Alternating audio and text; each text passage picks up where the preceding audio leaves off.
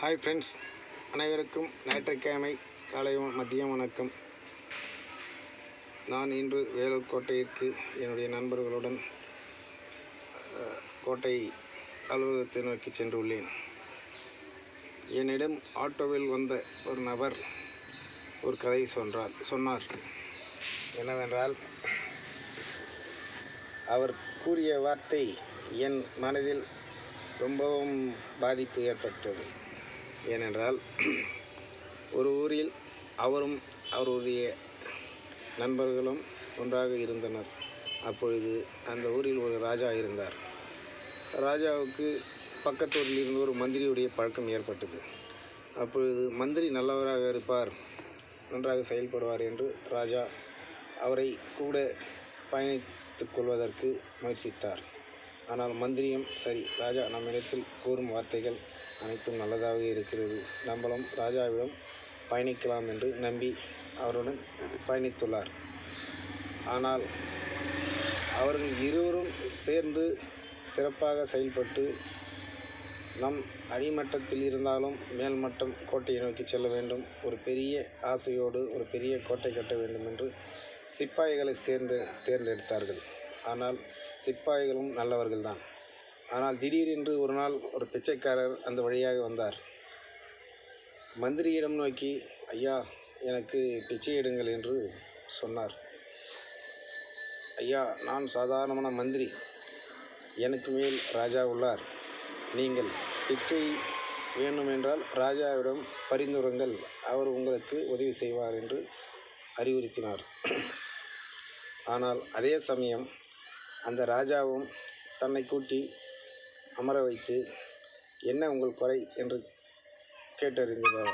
ஐயா, எங்களுக்கு சில காலம் சூழ்நிலம் சரியில்லாததால் நாங்கள் இதனால் இருக்கிறோம், எங்களுக்கு தயவுசெய்து ஏதாவது ஒரு உதவி செய்ய வேண்டும் என்று அவர்கள் பரிந்துரைத்தனர். அதனால் ராஜாவும் அதை ஏற்றுக்கொண்டு மந்திரியிடம் எதுவும் கேட்காமல் அவரே நாம் தான் நம் ராஜா என்று நினைத்து கொண்டு, சரி, அவரிடம் நாம் ஏன் கேட்க வேண்டும் என்று அவரிடத்தில் இருந்த பண உதவி அளித்துள்ளார். இது காலம் போக போக அந்த பிச்சைக்காரர் என்ன செய்தார் என்றால், டெய்லி வருவார் அந்த வழியாக. ஐயா, சாப்பிட்டீங்களா? டீ சாப்பிட்றீங்களா? காஃபி சாப்பிட்றீங்களா ஐயா அப்படின்னு கேட்கும்போது மந்திரிக்கு ஒரு யோசனை வந்தது. என்னடா, நம்ம பிச்சை உதவி செய்தோம், இவர் டெய்லி நம்ம இடத்தில் வருகிறார் செல்கிறார் நம்ம இடத்தில் அப்படின்ட்டு. இவர் பழக ஒரு சில காலகட்டங்களால் அந்த பிச்சைக்காரரும் ராஜாவும் ஒன்றாக இணைந்தனர். ஆனால் இடையில் இருந்த மந்திரியை தனியாக நீக்கிவிட்டனர். அது காரணம் என்னவென்றால், அவர் அந்த பிச்சைக்காரர் வரும்போது ராஜாவிடத்தில் கூறுவார், ஐயா, நீங்கள் ராஜாவாக இருக்கிறீர்கள், உங்களுக்கு கீழ்ப்படி மட்டத்தில் இருக்கும் மந்திரி உங்களை பற்றி தவறாக பேசுகிறார்கள், அங்கே பார்த்தால் அங்கே ஒரு கதை இங்கே ஒரு கதை என்று அவர் நன்றாக நல்லதாகவே சொல்லி மந்திரியை அந்த இடத்திலிருந்து நீக்கிவிட முயற்சித்தார்கள். ஆனால் மந்திரியும் சரி, நமக்கு ஏன் வந்தது, நம்ம மந்திரியாக இருக்கட்டும், ராஜாவாக இருக்கட்டும், நமக்கு இது தேவையில்லாத வேலை என்று மந்திரி தானாக விளங்கி கொண்டார். அப்போது திடீர்னு ஒரு சிப்பாய் இடத்தில் ராஜா கூறுகிறார், சிப்பாய், நீங்கள் பாருங்கள், நம்ம இடத்திற்கு மந்திரி தேவையில்லை, சிப்பாய்கள் மட்டும் இருந்தால் போதும், தயவுசெய்து அவரை இந்த இடத்திற்கு வரவேண்டாம் என்று ராஜா முறையிட்டார். ஆனால் சிப்பாய்களுக்கு அது கூறுவதற்கு மனமில்லை. ஏனென்றால் அவர்கள் இந்த பிச்சைக்காரர் வருவதற்கு முன்னாலே அவர் நன்றாக சிப்பாய்களுக்கு தெரியும், நல்ல மந்திரி, நல்ல உழைப்பாளி, நல்ல திறமைசாலி, நன்றாக பேசுவார், உண்மை பேசுவார் என்று சிப்பாய்களுக்கு புரியும். ஏனென்றால் அவர்கள் இன்று நேற்று பழக்கம் அல்ல. ஆனால் இடையில் வந்த பிச்சைக்காரர் செய்த வேலை என்னவென்றால், மந்திரி இருந்தால் நாம் ராஜாவிடம் எதுவும் பெற்றுக்கொள்ள முடியாது.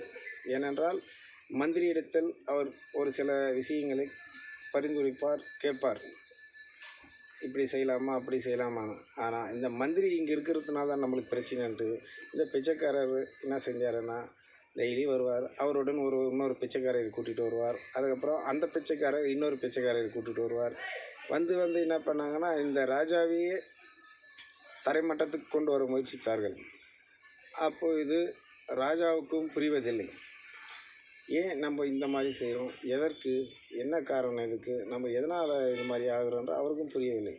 அந்த பிச்சைக்காரர் சொல்வதெல்லாம் நம்பி அவருடன் சேர்ந்து பயணித்ததனால் இன்றைக்கி அவருக்கே மனநிலை நிறையவும் பாதிக்கப்பட்டு இருக்கிறது.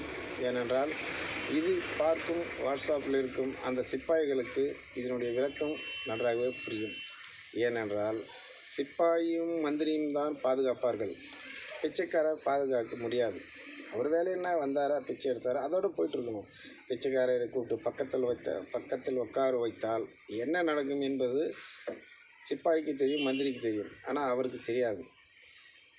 இப்பொழுது தேவையில்லாமல் நாம் ராஜாவாக இருக்க வேண்டியவர்கள் இதைப்போல் கீழ்த்தரமான செயல்களில் ஈடுபட்டால் என்ன நடக்கும் என்று இந்த பதிவை பார்க்கும் அனைத்து நண்பர்களுக்கும் தெரியும், ராஜாவிற்கும் தெரியும், மற்றவங்களுக்கும் தெரியும். ஏனென்றால் ராஜா ஸ்தானத்தில் இருக்கணும், பிச்சைக்கார ஸ்தானத்தில் இருக்கணும். பிச்சைக்காரர்னா எல்லாருமே ஒரு சமமாக பேச முடியாது. ஏன்னா பிச்சைக்காரர் நல்லவர் இருக்காங்க. ஆனால் அந்த பிச்சைக்காரர் என்பவருடன் வந்தவர்களெல்லாம் பிச்சைக்காரர்கள். ஆனால் ஒரு பிச்சைக்காரர் இங்கிருந்து சென்று விட்டார். அவருக்கு துறவியாக மாறி சில நாட்களுக்கு முன்னால் வெளியே சென்று விட்டார். ஆனால் அவரிடத்தில் வந்த பிச்சைக்காரர்கள் இப்போது அவங்க ராஜா மனதில் நிறைய ஆழமான இது அழுத்தம் கொடுத்து இன்றைக்கி அவர் மனநிலை பாதிக்கப்பட்டுள்ளது. இதற்காக நான் போடும் இந்த பதிவை யாரும் தப்பாக எண்ண வேண்டாம். ஏனென்றால் இது முழுக்க ஒரு ஸ்டேட்டில் நடந்த கதை. இது என்னோடய ஆட்டோவில் பயணித்த ஒருவர் இதை எனக்கு அறிவுறுத்தினார். நீங்களும் இனிமேல் யாரையும் எதையும் நம்பி ஏமாற வேண்டாம், காலகட்டங்கள் சூழ்நிலை சரியில்லை என்று எனக்கு சொன்னார். அவர் ஒரு ஆந்திரா மாநிலத்தை சேர்ந்தவர், விஜயவாடா.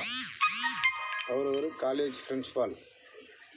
எனக்கு அவருடைய விலாசம் தெரியும், அவருடைய ஃபோன் நம்பர் தெரியும். வாட்ஸ்அப் என்கிட்ட டெய்லி என் வாட்ஸ்அப் இருக்கார். நான் போடும் பதிவுகளெல்லாம் பார்த்துக்கிட்டு வெரி லைக் ஸ்டேட்டஸ் அப்படின்னு சொல்லிட்டு அவரும் போடுவார். ஏன்னா அந்தளவுக்கு நான் யாருமே மனசு புண்படும்படியாக எந்த பதிவும் போட மாட்டேன். ஏனென்றால் எனக்கும் நன்றாக நல்லது கெட்ட விஷயங்கள் தெரியும். தெரியாது இருக்கிற சிலர் இது புரிந்து கொள்ள வேண்டும். இந்த பதிவு இதோடு முடிக்கிறேன். நாளை மறுபடியும் தொடரலாம். ஹாப்பி. இன்று சண்டே, நாளைக்கு மண்டே. தேங்க்யூ.